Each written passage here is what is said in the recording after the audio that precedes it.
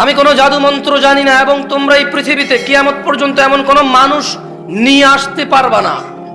যদি তোমরা মনে করো কিয়ামত পর্যন্ত তোমরা এমন কিছু উদ্ভাবন করবে, এমন কোন মানুষের সন্ধান পাবে যে এসে বলবে, তোমাদের ঈমান হয়ে যাবে, তোমাদের আমল হয়ে যাবে, তোমাদের আখলাক হয়ে যাবে, তোমাদের হৃদয় পরিবর্তন হয়ে যাবে, তোমাদের অজ্ঞতা সরে যাবে, তোমাদের ইলম বৃদ্ধি হয়ে যাবে, তবে তোমরা ভুল সিদ্ধান্ত নিয়েছো। কোন হুজুর মাওলানা মুন্সি এসে ফু দিয়ে তোমার হৃদয় ঈমান জাগ্রত করতে পারবে না। সর্বোচ্চ কিতাবুল্লাহ, আল্লাহর বই থেকে, সুন্নতে মুহাম্মদ সাল্লাল্লাহু আলাইহি সাল্লামের জীবন থেকে তোমাকে কিছু আদর্শ দিয়ে যেতে পারে, নিষেধ দিয়ে যেতে পারে, আদেশ করে যেতে পারে। ওটা তুমি অবলম্বন করলে তোমার সংশোধন হবে। যদি তুমি অবলম্বন না করো, এরকম রাত দিন 24 ঘন্টা যদি ওয়াজ শোনো, মাহফিল শোনো, মক্তবে যাও, মাদ্রাসায় যাও, দেখো না মাদ্রাসার ছাত্র প্রেম করে, যে দেখো না কেন করে, ও মাদ্রাসার ছাত্রী প্রেম করে কেন করে? কারণ ও ওখানে পড়তে যায়, আমল করতে যায় না, মুখস্থ করতে যায়, শিখতে যায়, ও পরীক্ষায় পাশ করতে যায়। এটা যে জীবন ব্যবস্থা, এটা দিয়ে যে জীবন চালাইতে হবে, এখানে যা না আছে তা করা যাবে না, এখানে যা হ্যাঁ আছে তা করতেই হবে। যত ঠান্ডা হোক অজু করতে হবে, বাপ মরে গেল অজু করে যা নামাজ পড়তে হবে, যতই দরিদ্রতা হোক, সচ্ছলতা হোক, অসচ্ছলতা হোক, দান করতে হবে। এটা হচ্ছে ইসলাম, শিখবে এবং করবে। কিন্তু ওই বাচ্চাকে শেখানো হচ্ছে তুমি মুখস্থ করো, পরীক্ষা দাও, পাশ করো। ও মুখস্থ করে, পরীক্ষা দেয়, পাশ করে, প্রেম করে, জানা করে, গান শোনে। কারণ ও ওখানে মুখস্থ করতে যায়, জীবন কিভাবে চালাইতে হবে এটা করতে যায় না ও। এই জন্য স্কুল টিচার ঘুষ নিয়ে শিক্ষক নিয়োগ দেয়, এই জন্য মাদ্রাসায় ঘুষ নিয়ে শিক্ষক নিয়োগ দেয়।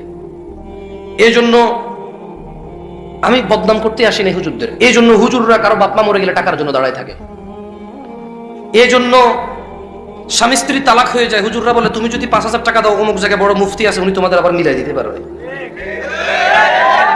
এই জন্য একটা মহিলা বলছে যে আমার এরকম এরকম খারাপ লাগে, আমার স্বামী আগে আমার কথা শুনতো, এখন আমার কথা শোনে না, হয়েছে কি? হুজুর বলবে যে তোমার শাশুড়ি তোমার জন্য তাবিজ করছে। এবার স্বামী যাবে, আমার বউ আগে ভালো ছিল, এখন আমার বউ কেমন কেমন করে।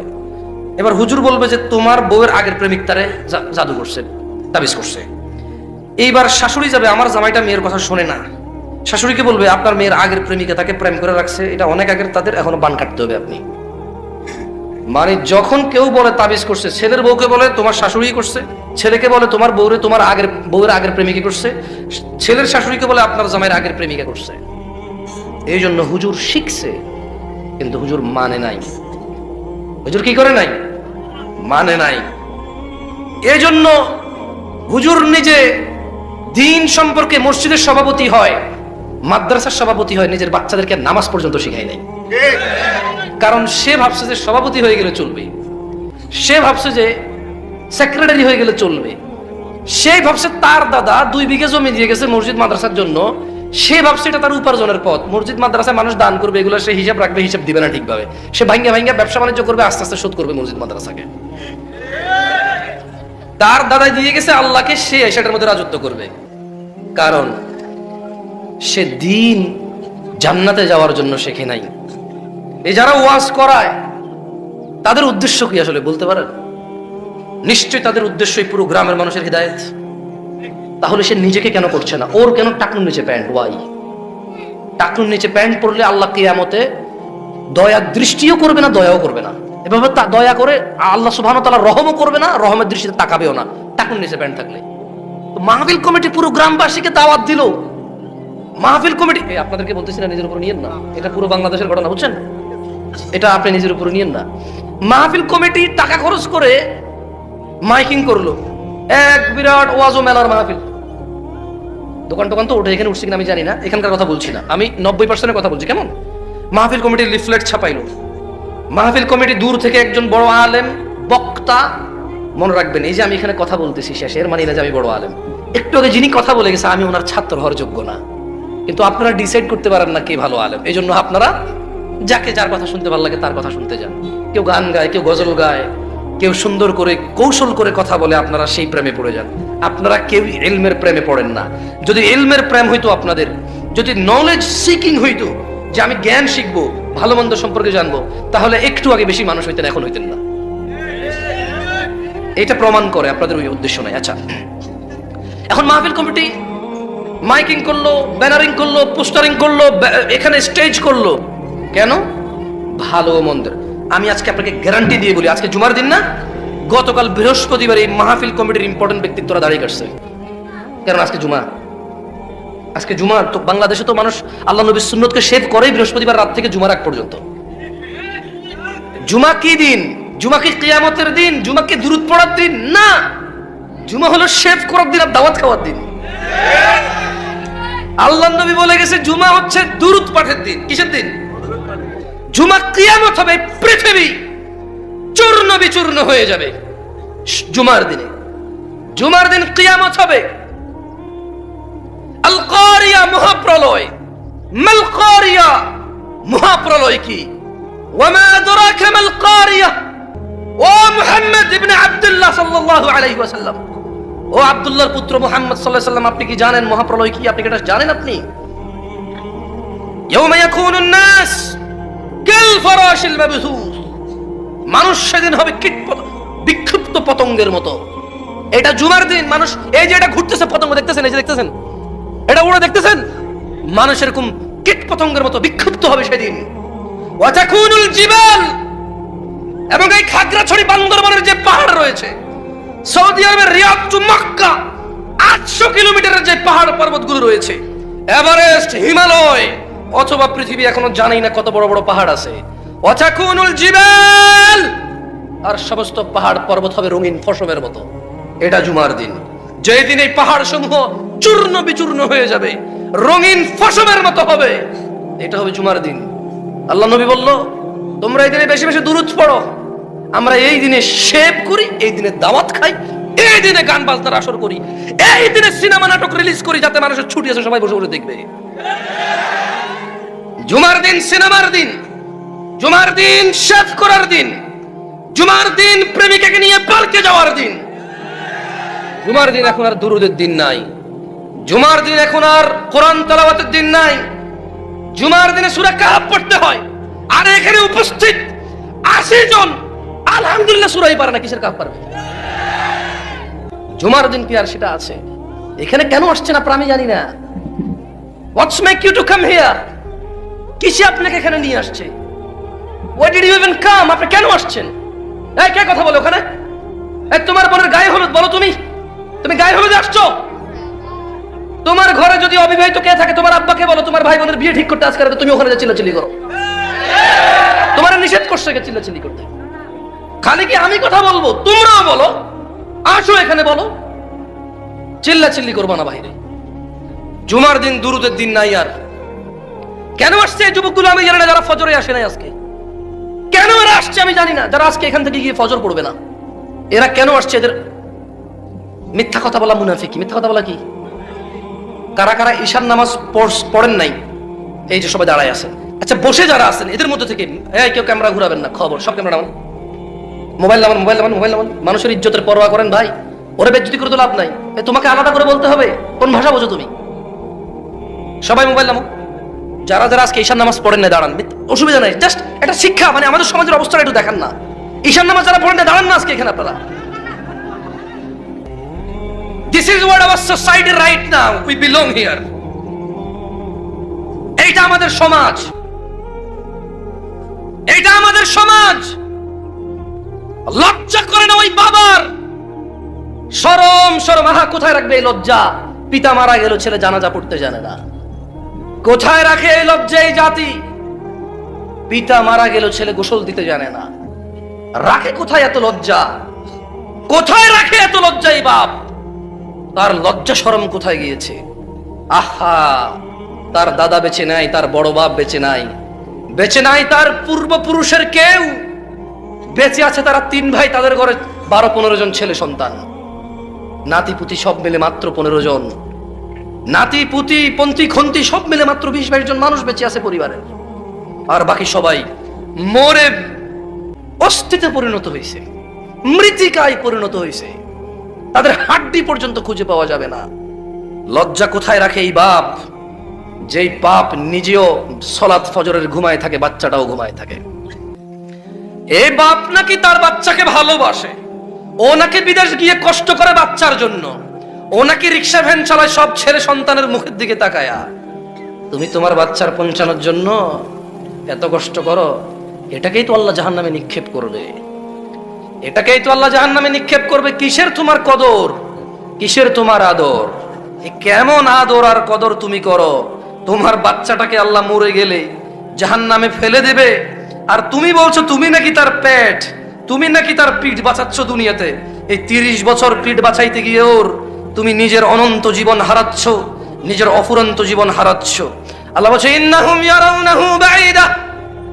ও বেনামাজি বাপ মারা, ও তাদের বেনামাজি সন্তান সন্ততিরা, ইন্নাহুম ইয়ারাউনাহু বাঈদা, তারা বলে কিয়ামত অনেক দূরে। আল্লাহ বলছে ওয়া নারাহু করিবা, আমি তো কিয়ামতকে দেখছি অতি নিকটে। ইয়াউমা তাকুনুস সামাউ কাল মুহল, যেদিন কিয়ামত হবে এই আসমানটা হবে গলিত ধাতুর মতো। চোখ বন্ধ করো, চোখ বন্ধ করো যুবক, চোখ বন্ধ করো যুবকের বাপরাও মারা। ইয়াউমা তাকুনুস সামাউ কাল মুহল, সেদিন আকাশ হবে গলিত ধাতুর মতো। ওয়া তাকুনুল জিবালু কাল ইহিন, আর পাহাড়গুলো হবে রঙিন ফসমের মতো। ওয়ালা ইয়াসালু হামিমুন হামিমা, ওই দিন যেদিন কিয়ামত হবে কোন অন্তরঙ্গ বন্ধু কোন অন্তরঙ্গ বন্ধুর খোঁজ নেবে না। ইউবাসসারুনাহুম, যদিও তারা একজন আরেকজনকে দেখতে পাবে।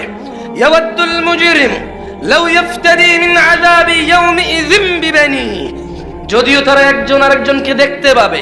অপরাধীগুলা সেদিন আল্লাহকে বলবে, অপরাধী দাদা, অপরাধী বাপ বলবে তার আদরের সন্তান, আদরের ছেলে মেয়ে, আদরের সুন্দরী মায়াবতী স্ত্রী, লোকটা দুনিয়াতে অপরাধ করে আখিরাতে আল্লাহর সাথে সাক্ষাৎ করেছে। এরপর সে তার ছেলে সন্তানকে দেখবে, সে তার বন্ধু বান্ধবকে দেখে নিজ থেকে আল্লাহকে বলবে। আল্লাহ কিচ্ছু বলবে না, ও নিজে থেকে আগ বাড়ায় আল্লাহকে বলবে। আল্লাহকে কি বলবে?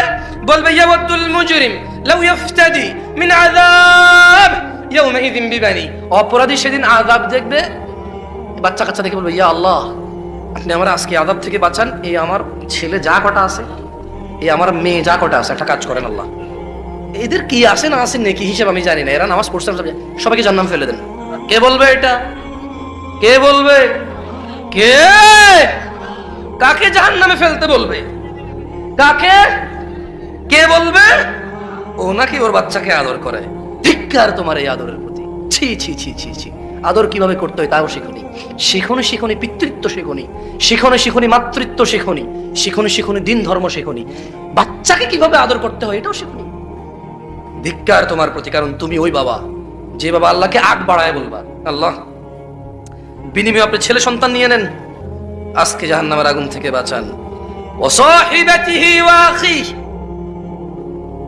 বলবে ইয়া আল্লাহ স্ত্রী এবং আমার ভাই, যা কটা ভাই আছে আমার, নিয়ে নেন, ফেলে দেন উত্তপ্ত আগুনে, নিক্ষিপ্ত করুন জঘন্য শাস্তির জাহান্নামে, শুধু আমাকে ছেড়ে দেন, আমাকে ছেড়ে দেন। ওয়ামান ফিল আরদি জামিআন সুম্মা ইউনজি, ও নাকি ওর বাচ্চা আদর করে, বলবে ইয়া আল্লাহ ছেলে মেয়ে নেন, ভাই আর স্ত্রীকে নেন। আচ্ছা ইয়া আল্লাহ এই দুনিয়াতে যত কেউ আছে সবাইকে আপনি নিয়ে নেন। কোথায় নিবে? বললো যে জাহান্নামে ফেলে দেন আপনি। তো আল্লাহ শুধু আমার আজকে ছেড়ে দেন, ব্যাস ব্যাস আমাকে। তো তোমার বাচ্চা কাচ্চা ফেলে দেন জাহান্নামে, ভাই স্ত্রী ফেলে দেন জাহান্নামে। তোমার জ্ঞাতি গোষ্ঠী যারা তোমাকে আশ্রয় দিত, রেপ করে আসছো, শুধু ও তোমার জ্ঞাতি গোষ্ঠীর কারণে তোমার বিচার হয় নাই। আরেকটা মেয়েকে দর্শন করছো, নেশা করে আসছো, একজনের বিচার দিয়েছে, ওরা জুতা দিয়ে বেরিয়েছে, ওর নামে মিথ্যা মামলা দিয়ে আসছো, অন্যায় তোমার ছিল। জ্ঞাতি গোষ্ঠীর ভর কার বল? ওর বাপ দাদা নাকি সব চেয়ারম্যান। আর বেটা তোর দাদার কি ছিল রে? কয় বিঘা জমি ছিল রে? তোর বাপে যে এত টাকা কামাইছে, তোর বাপের জিগা কি ব্যবসা করে তোর বাপ? তোর বাপের জিজ্ঞাস না, তোর বাপের কয়টা 3 তালা 4 তালা পুশ করেছিল তোর দাদা দিয়ে গেছে না? তোর বাপ কি ছিল? তোর দাদা কি ছিল রে বেটা? বড়াই করিস বেটা, চেয়ারম্যানের ছেলে বেটা, ফাউল ছেলে বেলে। তোর দাদা 3 তালা পুষ্কুনি ছিল রে। হ্যাঁ, সারা পৃথিবী থেকে মানুষ দেখছে 3 তালা পুষ্কুনি কেমন হয় দেখতে। 6 তালা গোয়াল করেছিল তোদের না? কি ছিল তোর দাদার রে? তোর বাপ টাকা কামায়, বিল্ডিং করে, জমি কেনে। কি করে তোর বাপ? তোর দাদা কি দিয়ে গেছে তোর বাপের? তোর বাপ কি করে? কোথায় থেকে টাকা আনে তোর বাপ? আবার সে টাকা দিয়ে বোম বোম বোম হুন্ডা চালাস বেটা। ভয় করো নিজ প্রভুকে, যার কাছে ফিরে যেতে হবে, যিনি হিসেব নেওয়ার ক্ষমতা রাখেন, হিসেব নিবে, যার কাছে একচ্ছত্র মালিকানা থাকবে হিসেবে। তাকে পরোয়া করো। ওয়ামান ফিল আরদি জামিআন সুম্মা ইউনজি, বলবে ইয়া আল্লাহ, দুনিয়াতে যারা আমার জ্ঞাতি গোষ্ঠী ছিল আমাকে আশ্রয় দিত, ওদেরকে দিয়ে নেন। হবে না, হবে না। আল্লাহকে বলবে ইয়া আল্লাহ, দুনিয়ার যত নারী পুরুষ আছে, হিন্দু বৌদ্ধ মুসলিম, ইমাম মুয়াজ্জিন মোল্লা মুন্সি কারি হাফেজ, ইয়া আল্লাহ সবাইকে নিয়ে নেন, শুধু আমাকে ছেড়ে দেন। তোর বাপ বলবে রে এই কথা, তোর বাপ বলবে, আমার বাপ বলবে, আমি বলবো, আমার বাচ্চার বাপ আমি বলবো, তোর বাচ্চার বাপ তুই বলবি, বলবি সবাইকে নিয়ে নেন, আমাকে ছেড়ে দেন। আল্লাহ কি বলবে জানেন? আল্লাহ কি বলবে জানেন? কেউ আমার কথা মনে কষ্ট যাচ্ছে, তুই তাই করি কই যাবে? আমরা কি মনে কষ্ট নিচ্ছেন? বা এটা তো আবার ইউটিউবাররা ছাইলা কবে দিবে, এই দেখুন জামশেদ মজুমদার অহংকারী হয়ে গেছে, দিলে দাওয়াত পাইয়া। অহংকার করে বলছি না, কেমন কথার আন্দাজি এমন, কি করব, কিছু করার নাই, হাত পা নড়ে। কিছু কিছু মহিলারা দেখি ফেসবুকে কমেন্ট করে, হুজুর একটু শান্ত হয়ে কথা বললে আরো বেশি ভালো লাগতো। তোর ভালো লাগা দিয়ে যায় আসে রে বেটা, হ্যাঁ? কি দেখবো, কি দেখা যায় না, কি দেখতে চায়?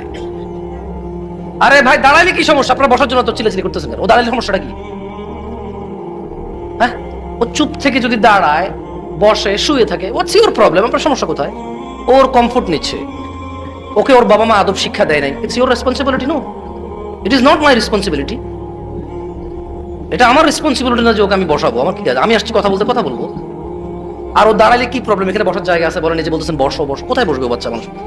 ছোট মানুষ এতক্ষণে গানের আসরে সিনেমা কিরণ মালা দেখতে বসে বসে আসছে, তাও ডিস্টার্ব করতে চায়, চলে যাবে, ওরে বসতে বললেও চলে যাবে।